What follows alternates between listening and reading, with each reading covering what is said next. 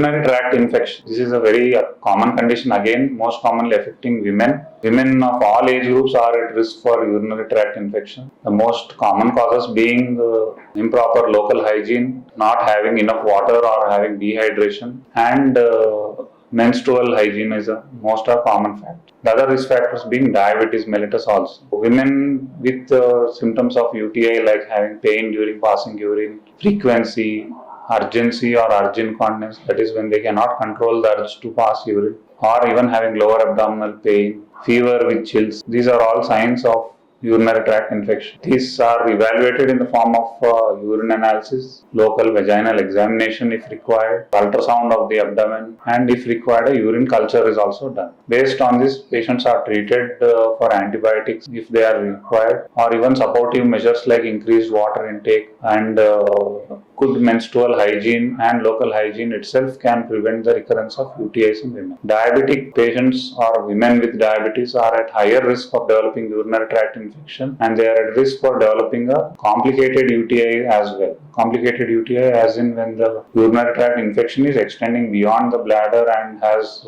involving the kidneys as well. So these symptoms are very important to be identified in the early stage so that they can be managed in an OPD basis. Once the complications set in, patients requires hospitalization and a much complex treatment to recover from the urinary tract infection. So women, anyone who are suffering from these symptoms of any age group should consult their local urologist or a physician initially, and based on their problems, if required, are seen by a specialist and then treated accordingly.